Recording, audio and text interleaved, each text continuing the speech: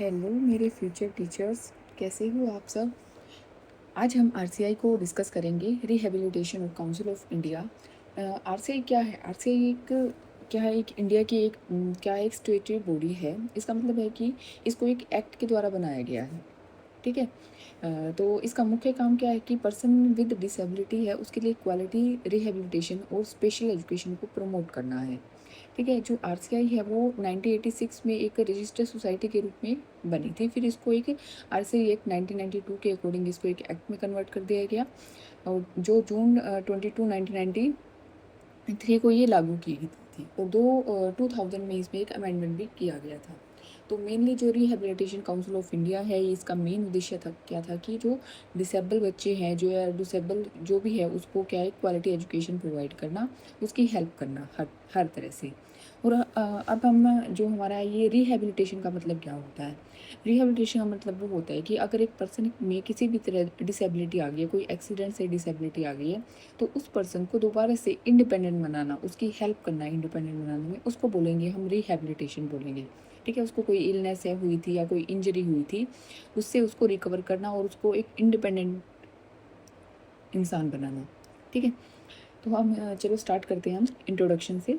RCI एक apex statutory body है of government of India की। It works for rehabilitation and special education of person with disability. ये काम करता है रिहेबिलिटेशन और special education of person with disability के लिए।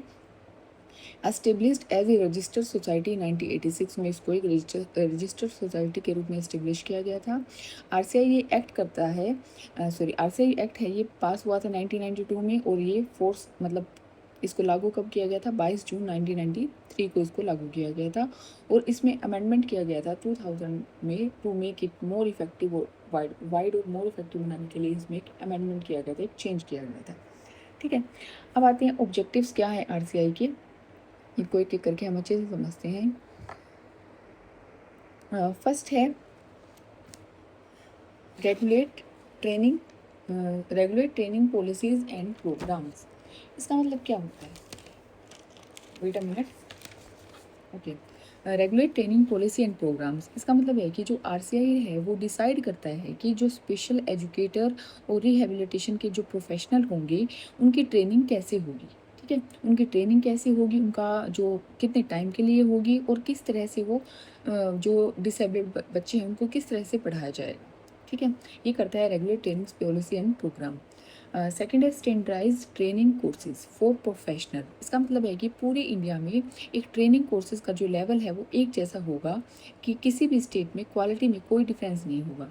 ठीक है। कि ये नहीं है कि एक अलग स्टेट में अलग क्वालिटी मिल रही है, दूसरे स्टेट में अलग, तो ये नहीं होगा। ये एक स्टैंडर्डाइज होगा, मतलब एक जैसा होगा पूरे इंडिया में ट्रेनिंग कोर्सेज का लेवल।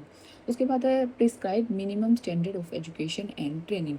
अब आरसीए बताता है कि किसी इंस्टीट्यूट में कम से कम कितनी फैसिलिटी होंगी, कितने टीचर्स होंगे, और कितना सिलेबस है वो ज़रूरी है।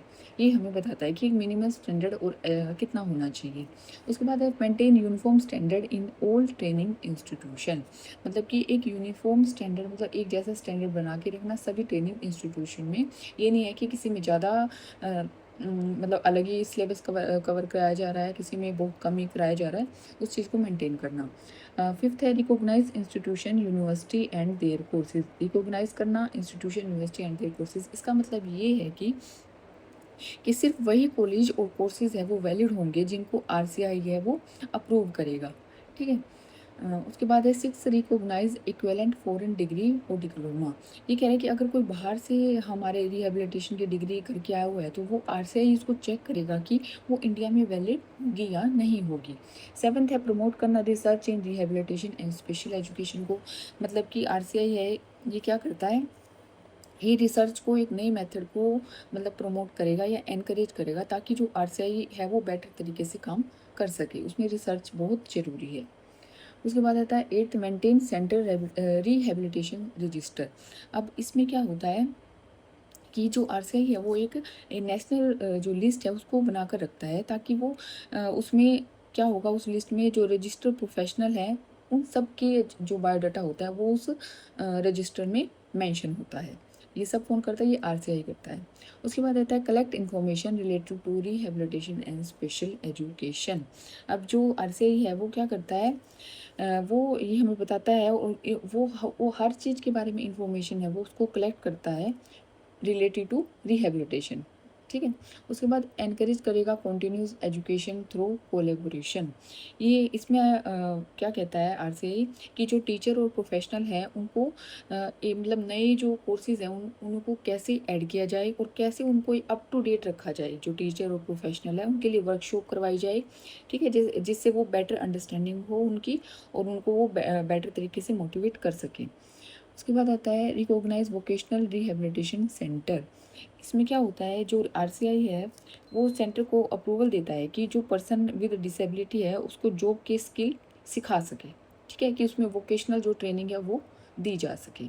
उसके बाद register vocational instructor and rehabilitation person. अब उसमें क्या होता है, जो वोकेशनल इंस्ट्रक्टर है उनको, और जो रिहेबिलिटेशन पर्सन है जो प्रोफेशनल है उनको उसमें रजिस्टर किया जाता है। ठीक है। उसके बाद आता है recognise natural and apex institution for man power development, कि नेशनल लेवल पे और एपेक्स इंस्टीट्यूशन है उनको डेवलप किया जाता है या उनको रिकॉग्नाइज किया जाता है ताकि प्रोफेशनल है वो अच्छे से अपनी ट्रेनिंग ले सकें। उसके बाद आता है 14 registered personal working under ministry of social justice and empowerment. और ये क्या है, ये किसके अंडर काम करता है? जो RCI है ये ministry of social justice and empowerment के अंडर काम करता है। ठीक है। अब फंक्शन क्या है RCI के? इसके फंक्शन है लगभग सेम है सारे ऑब्जेक्टिव्स। हम इनको एक बार रीड कर लेते हैं। एक और डिफरेंस है कि आपको ऑब्जेक्टिव और फंक्शंस में क्या डिफरेंस होता है। जो ऑब्जेक्टिव होते हैं ये हमारा गोल होता है कि हमें एक एक्ट बना दिया हमने, अब हमें अपना गोल है जो, वो क्या क्या गोल हैं हमारे। और जो फंक्शन होता है कि उन गोल्स को हम कैसे अचीव करेंगे, वो होते हैं फंक्शन। ठीक है। अब इसमें क्या है, रेगुलेट करना ट्रेनिंग पॉलिसी एंड प्रोग्राम्स, वही है जो मैंने आपको भी ऑब्जेक्टिव्स में बताया है। ब्रिंग करना uniformity and standardisation in courses में। सेट करना minimum standard for education and training के लिए मिनिमम स्टैंडर्ड को सेट करना। रिकॉग्नाइज करना इंस्टीट्यूशन एंड कोर्सेज को। मेंटेन करना सेंटर रिहेबिलिटेशन रजिस्टर को। प्रमोट करना रिसर्च एंड कंटिन्यू एजुकेशन को। रजिस्टर करना क्वालिफाइड प्रोफेशनल को। डाटा कलेक्ट करना और इन्फॉर्मेशन कलेक्ट करना अबाउट रिहेबिलिटेशन, और रिकॉग्नाइज करना वोकेशनल रिहेबिलिटेशन सेंटर को। अब RCI है वो वर्क क्या करता है, क्वालिटी एजुकेशन के लिए काम करता है, प्रॉपर ट्रेनिंग देता है और बेटर रिहेबिलिटेशन सर्विस क्रिएट करता है। ओके। और इसका मोटो क्या है, empower the person with disability, की जो पर्सन विद डिसेबिलिटी है उसको एम्पावर करना, उसको सेल्फ इंडिपेंडेंट बनाना थ्रू क्वालिटी रिहेबिलिटेशन एजुकेशन के जरिए उसको सेल्फ इंडिपेंडेंट बनाना और उसको क्या करना, एम्पावर करना। ठीक है। तो ये था हमारा आज का टॉपिक RCI।